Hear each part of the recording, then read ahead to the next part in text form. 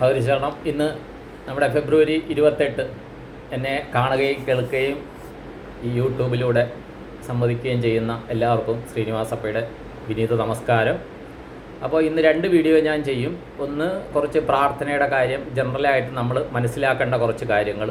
രണ്ടാമത്തത് നമ്മുടെ മാതാപിതാക്കൾ കുട്ടികളുമായിട്ടുള്ള ചില കാർമിക് റിലേഷൻസ് ഉണ്ട്. അപ്പോൾ ബന്ധപ്പെടുന്നതിൽ ഭൂരിഭാഗവും അങ്ങനത്തെ കാര്യങ്ങൾ ചോദിക്കുന്നുണ്ട്. അപ്പോൾ അത് ജനറലായിട്ട് കുറച്ച് കാര്യങ്ങൾ പറഞ്ഞാൽ വളരെയധികം പ്രയോജനം ചെയ്യുമെന്ന് എനിക്ക് തോന്നി. എൻ്റെ അനുഭവത്തിലുള്ള കാര്യങ്ങളാണ് പറയുന്നത്.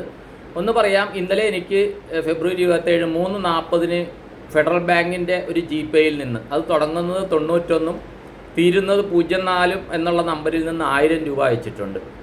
അതിൽ ആ വ്യക്തിയുടെ പേര് തുടങ്ങുന്ന ശ്രീ എന്നാണ്. എൻ്റെ ശ്രീനിവാസപ്പ എന്ന് പറഞ്ഞാൽ ശ്രീ എന്ന് പേര് തുടങ്ങി, സി ആണ് ഇൻഷ്യൽ, സി ABCDയുടെ സി. അപ്പോൾ ആരാണ് എന്താണെന്നൊന്ന് അറിയിക്കണം. ദയവ് ചെയ്തിങ്ങനെ ഇത് അയക്കുമ്പോൾ ഇത് 1000 രൂപയൊക്കെ എന്തിനു അയച്ചു എന്നറിയില്ല, ദയവ് ചെയ്ത് അറിയിക്കണം. അങ്ങനെയാണെങ്കിൽ ഒന്ന് വാട്സാപ്പിൽ അത്, കാര്യം ആ വ്യക്തിയുടെ പേര് എനിക്ക് ഓർമ്മയില്ല, ഞാൻ സേവ് ചെയ്തിട്ടില്ല കേട്ടോ.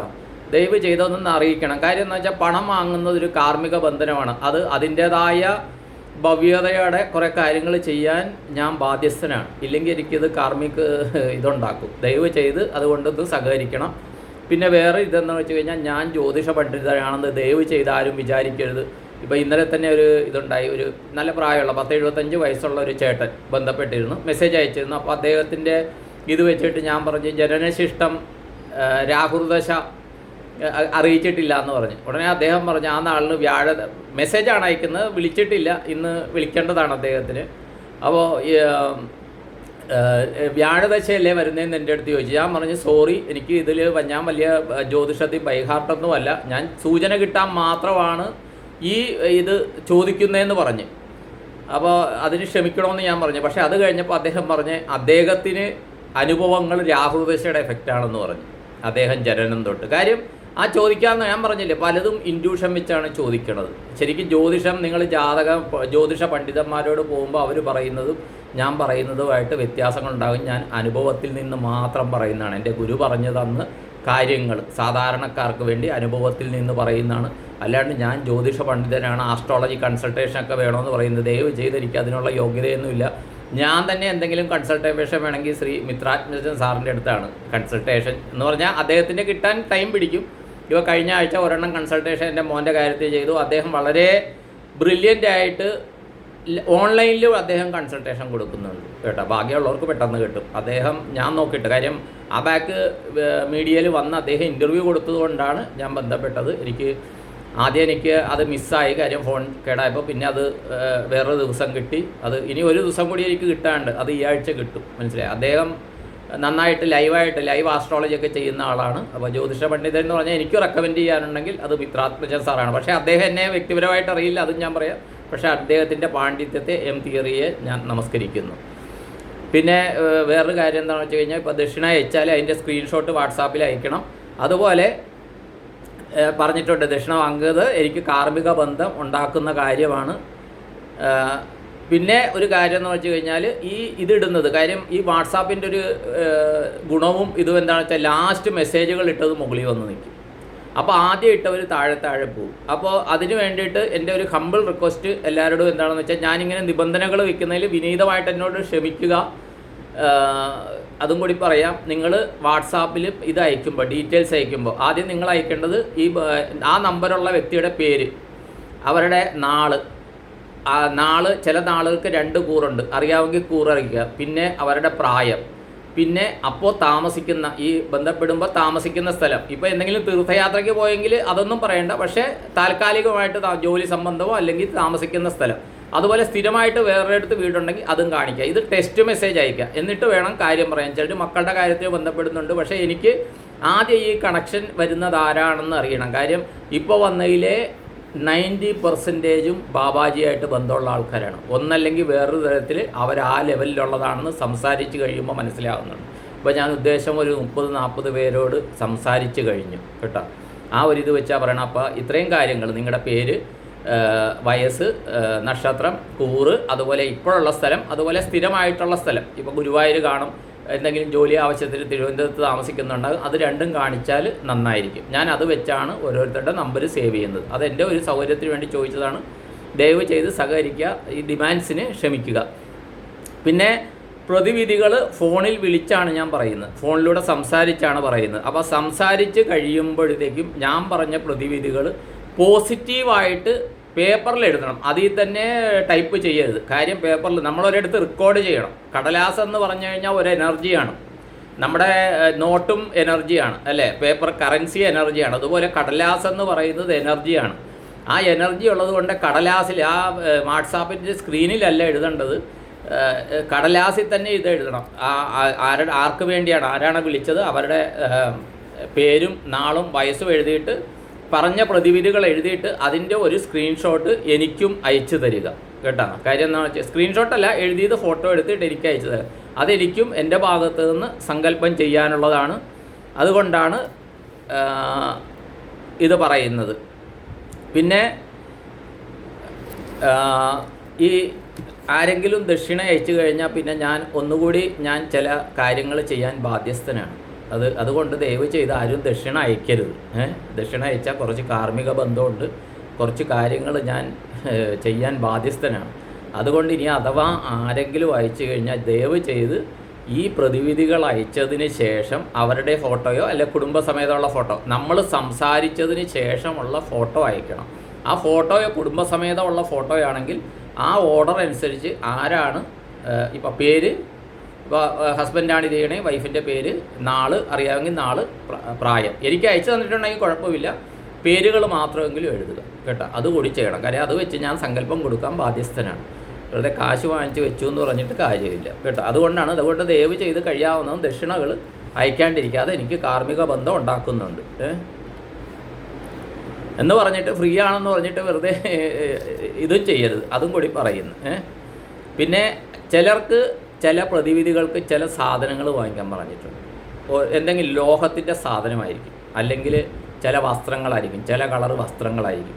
അപ്പോൾ ഇത് വാങ്ങിച്ചു കഴിഞ്ഞാൽ അതിൻ്റെ കാര്യം പറയാനായിട്ട് എനിക്ക് വീഡിയോ കോൾ ചെയ്യേണ്ടി വരും. അപ്പോൾ അത് നേരത്തെ പറഞ്ഞേ ചെയ്യുള്ളൂ. അപ്പോൾ ലേഡീസ് ആണെങ്കിൽ ആ സമയത്ത് വേറെ ആരെങ്കിലുമായിട്ട് അവിടെ നിന്നിട്ട് വീഡിയോ കോൾ ചെയ്യണം കേട്ടോ. അതുകൂടി പറയുകയാണ്.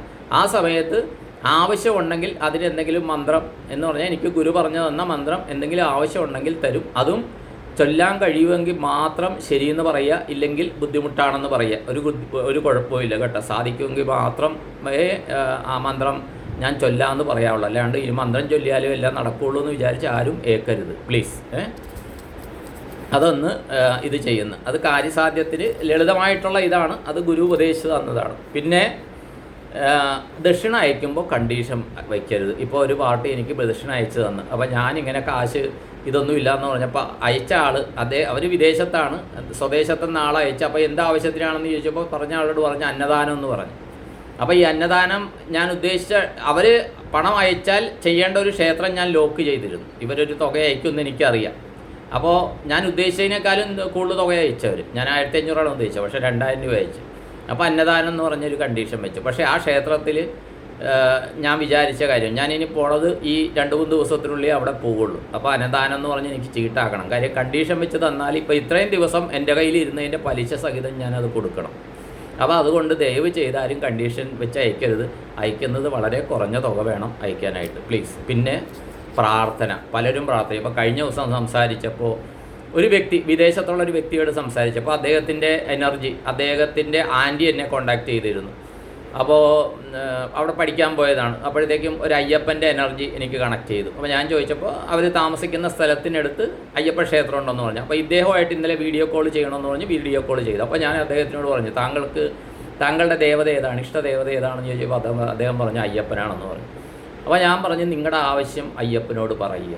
അത് അദ്ദേഹത്തിന് വിളക്ക് കൊളുത്താനൊന്നും പറ്റുകയില്ല. അവിടെ ഈ ഫയർ അങ്ങനത്തെ പ്രോബ്ലം ഉള്ളതുകൊണ്ട് വിളക്ക് കൊളുത്താൻ പറ്റുകയില്ല. അപ്പോൾ ഞാൻ പറഞ്ഞു, സൂര്യനെ നോക്കി, ആ വെളിച്ചത്തിലേക്ക് നോക്കി പ്രാർത്ഥിക്കുക. അപ്പോൾ അയ്യപ്പനാണെന്ന് പറഞ്ഞു. അപ്പോൾ ഞാൻ പറഞ്ഞു, ധൈര്യമായിട്ട് അയ്യപ്പനോട് പറയുക, എനിക്കിങ്ങനെ ഒരു ജന്മം തന്നു, എന്നെ ജീവിക്കാനുള്ള സൗകര്യങ്ങൾ എനിക്ക് തരൂ. അതിൻ്റെതായ ധാർമ്മികമായിട്ടുള്ള ചുമതലകൾ നമ്മൾ എടുക്കണം. അപ്പോൾ അത് അദ്ദേഹത്തിനെ പറഞ്ഞ് ഒന്ന് മോട്ടിവേറ്റ് ചെയ്യാൻ എനിക്ക് സാധിച്ചു. കാര്യം നമുക്ക് ജന്മം തന്ന ദൈവത്തിനോട്, നമ്മൾ അച്ഛനമ്മമാരോട് ഓരോ ഡിമാൻഡ് പറയുന്ന പോലെ ദൈവത്തിനോടും നമ്മൾ ഡിമാൻഡ് ചെയ്ത്, ദൈവം എനിക്കിത് എനിക്ക് തന്ന് എന്നെ ജീവിതം മുന്നോട്ട് കൊണ്ടുപോകുന്ന നല്ല ഒരു വിനീത വിധേയമായിട്ട് യാചനാസ്വരത്തിൽ നമ്മൾ ആവശ്യപ്പെടും. കണ്ടീഷൻ വയ്ക്കരുത്, ഇന്ന് രാത്രി ഞാൻ കിടക്കണ മുമ്പ് സാധനം കിട്ടില്ലേ, പണി ഇപ്പോൾ ആളും കേട്ടാന്നൊന്നും പറയരുത്. എനിക്ക് എത്രയും പെട്ടെന്ന് ഈ നിമിഷം എത്തിക്കാൻ പറയണം. ഈ നിമിഷം എനിക്കൊരു ജോലി എനിക്കൊരു കല്യാണം നടക്കണം, അല്ലെങ്കിൽ എനിക്ക് നല്ല വാഹനം വേണം, എല്ലാം ഈ നിമിഷമാണ് സംഭവിക്കുന്നത്. ദൈവത്തിന് ഭാവിയും ഭൂതവും ഇല്ല, കഴിഞ്ഞു പോയത് ഇനി വരാൻ പോകണമെന്നൊന്നുമില്ല. എല്ലാം ഈ തഥാസ്തു തഥാസ്തു തഥാസ്തു, എല്ലാം പോസിറ്റീവായിട്ട് ചോദിക്കുക. എൻ്റെ കാലുവേദന മാറണം, എൻ്റെ ബാങ്കിൽ വാങ്ങിച്ചത് തിരിച്ചടയ്ക്കണം, അതൊന്നുമില്ല. ദൈവത്തിന് ഗ്രാമറില്ല. ദൈവത്തിന് ഒറ്റ കർമ്മം മാത്രമാണ്. നമുക്ക് എന്താണ് കർമ്മം അത് പറയുക. ആരോഗ്യം എന്ന് പറയുക, പണത്തിന് പണം എന്ന് പറയുക, നീക്കിരിപ്പിന് നീക്കിരിപ്പ് എന്ന് പറയുക. അല്ലാണ്ട് കല്യാണത്തിന് കല്യാണം, വീടിന് വീട്, എനിക്ക് വീടില്ല എന്ന് പറയരുത്. മനസ്സിലായോ? എപ്പോഴും പോസിറ്റീവായിട്ടുള്ള കാര്യങ്ങൾ ആവശ്യപ്പെടണം. വേണം. നമ്മൾ ഈ കിണറ്റിൽ നിന്ന് ബക്കറ്റിട്ട് ഈ വെള്ളം കോരുകല അല്ലെങ്കിൽ ചാമ്പുകല എന്ന് പറഞ്ഞ് ചാമ്പുകല, അതുപോലെ മനസ്സിലിങ്ങനെ ചാമ്പിക്കൊണ്ടിരിക്കണം. കാര്യം നമ്മുടെ സബ് കോൺഷ്യസ് മൈൻഡിൽ ആവശ്യമില്ലാത്ത കുറേ കാര്യങ്ങൾ നമ്മളിങ്ങനെ റെക്കോർഡ് ചെയ്ത് വെച്ചിരിക്കുകയാണ്. ഇത് കോൺഷ്യസ് മൈൻഡും സബ് കോൺഷ്യസ് മൈൻഡും അൺകോൺഷ്യസ് മൈൻഡും കോസ്മിക് കോൺഷ്യസ് മൈൻഡുമായിട്ടുള്ള ഒരു ചതുരംഗ കളിയാണ് നമ്മുടെ ജീവിതം. അത് വേറൊരു വീഡിയോ ചെയ്യാം. അപ്പോൾ ഈ പ്രാർത്ഥന, ഇപ്പോൾ ഇന്നലെ ഒരു വ്യക്തിനെ ബന്ധപ്പെട്ടു. അപ്പോൾ അദ്ദേഹം തന്നെ ജീവിതം ഭയങ്കര ബുദ്ധിമുട്ടാണ്, വിവാഹിതനാണ്, ഫാമിലി സഹായിച്ചിട്ടാണ് ഇത് ചെയ്യണത്. അപ്പോൾ ഞാൻ ചോദിച്ചു, അമ്പലത്തിലൊക്കെ പോകാറുണ്ട്? ഓക്കെ. ഗുരുവായൂർ പോകാറുണ്ട്.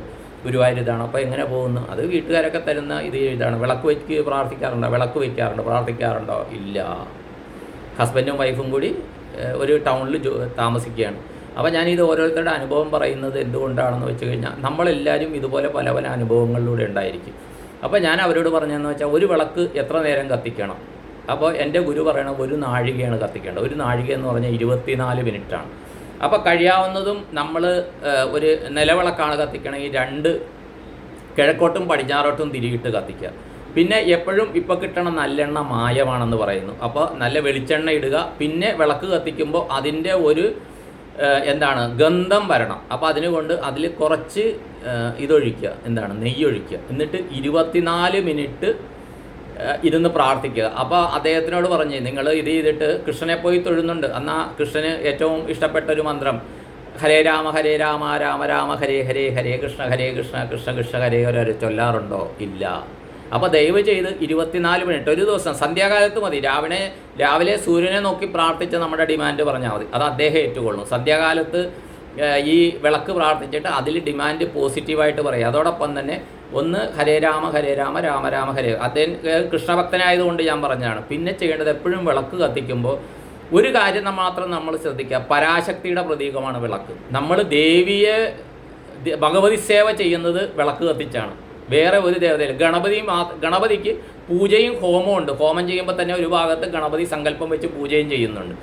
അപ്പോൾ പരാശക്തി വിളക്കിൻ്റെ, ഇപ്പോൾ പരാശക്തി വിളക്കെന്ന് പറയുന്ന പരാശക്തിയുടെ പ്രതീകം. ഈ പരാശക്തി പ്രപഞ്ചശക്തി, ആ പരാശക്തി എന്ന് പറയുന്നത് ഈ ബ്രഹ്മം എന്ന് പറയുന്നുണ്ടല്ലോ, ബ്രഹ്മാവ് ഈ എല്ലാമായിട്ട് ലാസ്റ്റ് ഒന്നാകുമെന്ന് പറയുന്നുണ്ടല്ലോ. ബ്രഹ്മം പോലെ ഒരു ശിവലിംഗത്തിൻ്റെ ഇതുപോലെ, അല്ലെങ്കിൽ ഒരു അമ്മിക്കല്ല് പോലെ ആകുന്നുണ്ടെന്ന് പറയുന്നുണ്ടല്ലോ. അതിൻ്റെ മുകളിൽ വെളിച്ചമായിട്ട് നിൽക്കുന്നതാണ് ഈ പരാശക്തി. ആ പരാശക്തിയാണ് നമ്മൾ വിളക്ക് കൊളുത്തി പ്രാർത്ഥിക്കുന്നത്. അതാണ് ഭഗവതിക്ക് വിളക്ക് പൂജ പ്രത്യേകതയായത്. സ്ത്രീകൾ വിളക്ക് കൊളുത്തണമെന്ന് പറയുന്നതിൻ്റെ പ്രാധാന്യത. അപ്പോൾ ഈ വിളക്ക് കൊളുത്തുമ്പോൾ നിങ്ങൾ ചൊല്ലേണ്ട ഒരു ജനറലായിട്ടുള്ള മന്ത്രമുണ്ട്. ശുഭം ഭൗതു കല്യാണി ആരോഗ്യധന സമ്പദ മമ ബുദ്ധി പ്രകാശായ. ചിലർ പറയണ നേരെ തിരിച്ചാണ്. നമ്മുടെ എതിരാളിയെക്കുറിച്ച് പറയും. ഒരു കാരണവശാലും എതിരാളിയെക്കുറിച്ച് ചിന്തിക്കരുത്. എനർജി അതിൻ്റെ ഭാഗ്യം ഉറക്കു പോകും കേട്ടോ. അവർ വളർന്നുകൊണ്ടിരിക്കുക. അപ്പോൾ നമുക്ക് ആവശ്യമുള്ളത് മാത്രം പറയുക. ശുഭം ഭൗത കല്യാണി ആരോഗ്യ ധന സമ്പദ മമ ബുദ്ധി പ്രകാശായ ദീപം ജ്യോതി നമോസ്തുതേ. അത് കഴിഞ്ഞിട്ട് പറയുക ആയുർദേഹി ധനന്തേഹി ധനന്തേഹി വിദ്യാന്തേഹി മഹേശ്വരി. ആയുർദേഹി ധനന്തേഹി വിദ്യാന്തേഹി മഹേശ്വരി. സർവത്ര മഹിലം ദേഹി ദേഹിമേ പരമേശ്വരി. സർവത്ര മഹിലം ദേഹി ദേഹിമേ പരമേശ്വരി. ഇത് ചൊല്ലി നോക്കുക. 21 ദിവസത്തിനുള്ളിൽ ജീവിതം മാറുന്നറിയാം. ഇത്രയും പറഞ്ഞുകൊണ്ട് നിർത്തുന്നു. എല്ലാവർക്കും നന്ദി, നമസ്കാരം. All the best all. Thank you all. ഇന്ന് എൻ്റെ പ്രാർത്ഥന ഉപാസനയുടെ ആ പുണ്യം എന്നെ കേൾക്കുന്ന എല്ലാവർക്കും ഞാൻ പങ്കുവെച്ച് നൽകുന്നു. നിങ്ങളുടെ ജീവിതത്തിൽ നിങ്ങൾക്ക് എല്ലാവർക്കും, കുടുംബസഹിതം എല്ലാവർക്കും ആയുരാരോഗ്യ സൗഖ്യം, സൽസന്താന സൗഭാഗ്യം, ധനധാന്യ സമൃദ്ധി, സർവകാര്യസിദ്ധി, സർവൈശ്വര്യം, സർവ്വമനോകാമനാഭീഷ്ടവും നടക്കട്ടെ എന്ന് പ്രാർത്ഥിച്ചുകൊണ്ട് സങ്കല്പം ചെയ്ത് നിർത്തുന്നു. നിങ്ങളുടെ സ്വന്തം ശ്രീനിവാസ പൈ.